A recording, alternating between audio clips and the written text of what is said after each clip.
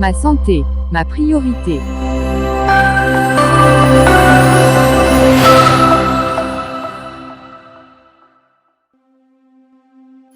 Grande salutation à vous, nous sommes contents de vous retrouver pour cette nouvelle sortie. Aujourd'hui nous allons vous parler des globules rouges et des globules blancs, leur localisation, classification, physiologique et autres. N'oubliez pas de vous abonner si vous êtes nouveau, cliquez sur le lien dans la description pour regarder la vidéo précédente. Merci, on commence. Les leucocytes, plus communément appelés globules blancs, sont des cellules intervenant dans le système immunitaire. Leur nom vient des mots grecs leukos signifiant blanc et koutos signifiant cellule. Étant donné leur rôle essentiel dans la défense de l'organisme, ces cellules sont particulièrement surveillées lors d'un bilan sanguin.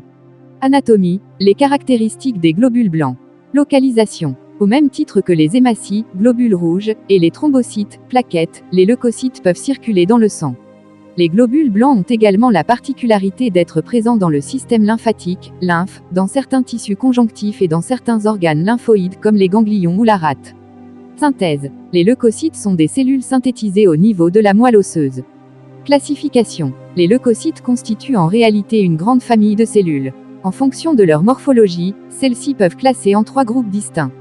Les granulocytes, représentant entre 40% et 80% des leucocytes présents dans l'organisme, qui regroupent les granulocytes neutrophiles, basophiles et éosinophiles. Les lymphocytes, représentant entre 20% et 40% des leucocytes totaux, qui incluent les lymphocytes B, les lymphocytes T et les cellules natural killer, cellules NK. Les monocytes, représentant entre 2% et 10% des leucocytes de l'organisme, qui englobent les macrophages et les cellules dendritiques. Physiologie, les fonctions immunitaires des leucocytes. Les leucocytes font partie des systèmes de défense de l'organisme. Ces cellules interviennent dans la réponse immunitaire innée et la réponse immunitaire adaptative. Réponse immunitaire innée. Celle-ci constitue la première réponse de l'organisme lors d'une agression par des agents pathogènes. Elle apparaît de façon immédiate et se traduit par différents processus dont une réponse inflammatoire et l'installation du système du complément. Ces mécanismes jouent un rôle essentiel dans l'élimination des agents pathogènes. Ce système immunitaire inné fait intervenir plusieurs globules blancs dont les macrophages, qui ont un rôle de phagocytes, c'est-à-dire qu'elles sont capables d'ingérer et de détruire les agents pathogènes. Les cellules NK, qui interviennent dans la destruction des cellules altérées comme les cellules infectées ou tumorales. Les éosinophiles, qui luttent contre les infections parasitaires. Les basophiles, qui participent à la réponse inflammatoire. Les cellules dendritiques, qui permettent l'activation de la réponse immunitaire adaptative. Réponse immunitaire adaptative. Celle-ci fait suite à la réponse immunitaire innée. Contrairement à l'immunité innée, l'immunité adaptative est dite non immédiate et spécifique. Cette réponse immunitaire est en effet dite adaptative car elle se base sur une reconnaissance des agents pathogènes. Cela implique une mémorisation de ces agents pour une attaque ciblée en cas de nouvelle agression. Ce système de défense fait particulièrement intervenir les 2 types de lymphocytes. Les lymphocytes T, qui permettent de maintenir la réponse immunitaire et de détruire les agents pathogènes. Les lymphocytes B, qui produisent les anticorps, des protéines complexes capables de reconnaître et de neutraliser des agents pathogènes de manière ciblée. Pathologie, les différentes anomalies des globules blancs. Maladie auto-immune. Ce type de maladie est dû à un dysfonctionnement du système immunitaire. Les anticorps produits par les lymphocytes B attaquent les cellules de l'organisme. Il existe différentes maladies auto-immunes comme la polyarthrite rhumatoïde, la sclérose en plaques ou encore le diabète de type 1. Allergie. Les réponses allergiques sont causées par une libération d'histamine par les granulocytes basophiles. Virus d'immunodéficience humaine, VIH. Une infection par ce virus est à l'origine du syndrome d'immunodéficience acquise, SIDA. Celui se caractérise par un affaiblissement général du système immunitaire, ce qui expose l'organisme à des infections opportunistes. Cancer. Certains cancers peuvent affecter les leucocytes comme une leucémie, qui correspond à un cancer des cellules de la moelle osseuse. Un lymphome, qui désigne un cancer du système lymphatique. Un myélome, qui est un cancer hématologique. La maladie de Waldenström, qui est également un cancer hématologique. Traitement et prévention. Prévention du VIH. Certaines anomalies des globules blancs peuvent être limitées. L'infection par le VIH peut notamment être évitée par une protection adéquate lors de rapports sexuels. Traitements médicaux. Selon la pathologie diagnostiquée, un traitement médical spécifique peut être mis en place. Des antihistaminiques peuvent être utilisés pour lutter contre les allergies. Lors d'une infection par le VIH, des traitements à base d'antirétroviraux sont mis en place. lors d'un développement, de la chimiothérapie ou de la radiothérapie peut être pratiquée. Intervention chirurgicale. En cas d'anomalie sévère, une greffe de la moelle osseuse peut être pratiquée. Cela peut notamment être le cas lors d'une leucémie. Diagnostic, les différents examens des leucocytes. Hémogramme. Cet examen permet de réaliser une mesure qualitative et quantitative des éléments présents dans le sang dont les globules blancs et les globules rouges. Un hémogramme permet de définir la leucocytose, c'est-à-dire le taux sanguin de leucocytes. L'interprétation des résultats d'une prise de sang permet d'identifier des leucocytes bas, en dessous de 3500 leucocytes par mm3, ou ml, on parle de leucopénie avec un taux anormalement bas. Des leucocytes élevés, au-dessus de 10 000 leucocytes par mm3, ou ml, on parle d'hyperleucocytose, avec un taux anormalement élevé. Myélogramme. Cet examen permet de mesurer la production de leucocytes grâce à l'étude de la moelle osseuse. Examen cytobactériologique des urines, ECBU. La présence de leucocytes dans les urines peut également être évaluée. Un taux élevé de leucocytes dans les urines est souvent le signe d'une infection au sein de l'organisme. On parle de leucocyturie. Anecdote, l'origine du terme globule blanc. Lors d'une analyse de sang, une centrifugation peut être réalisée. Cette technique fait apparaître une couche blanche qui correspond aux leucocytes.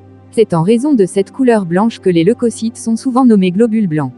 Analyse des globules rouges. Les globules rouges, aussi appelés hématies ou érythrocytes, sont les cellules du sang chargées du transport de l'oxygène.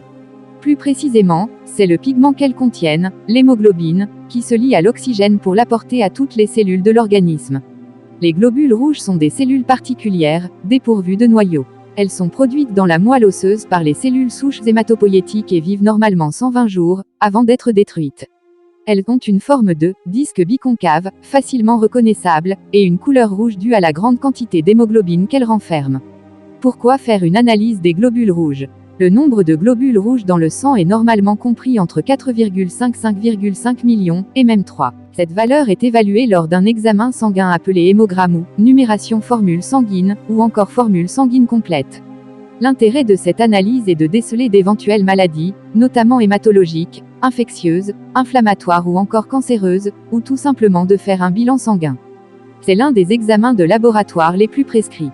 L'hémogramme évalue non seulement le nombre de globules rouges, hématies, par MM3 de sang mais aussi le taux d'hémoglobine, le volume globulaire moyen, VGM, des globules rouges, la teneur corpusculaire moyenne en hémoglobine, TCMH, qui est la quantité moyenne de l'hémoglobine contenue dans un globule rouge, et la concentration corpusculaire moyenne en hémoglobine, CCMH, soit la quantité d'hémoglobine comprise dans 100 ml de globules rouges.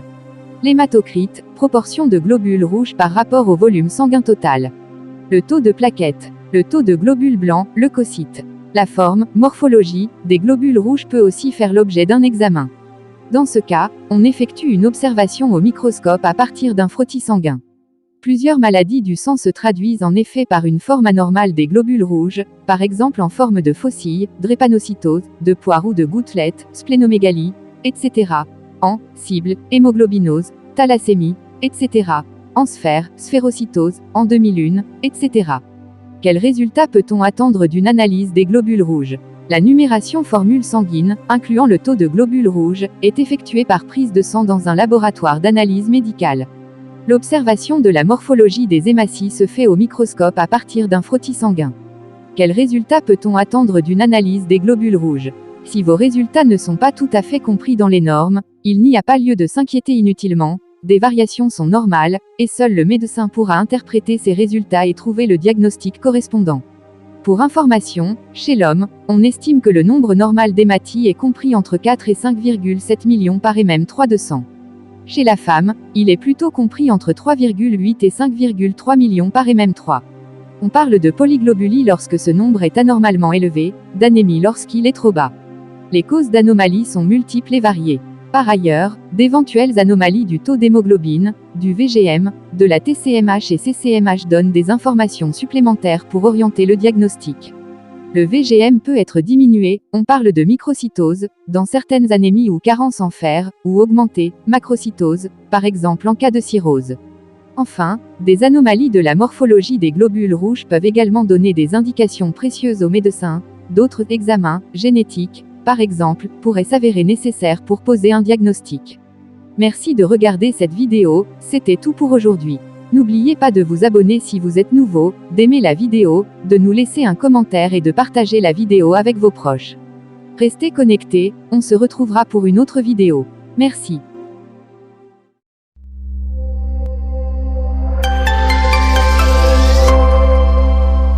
Ma santé, ma priorité.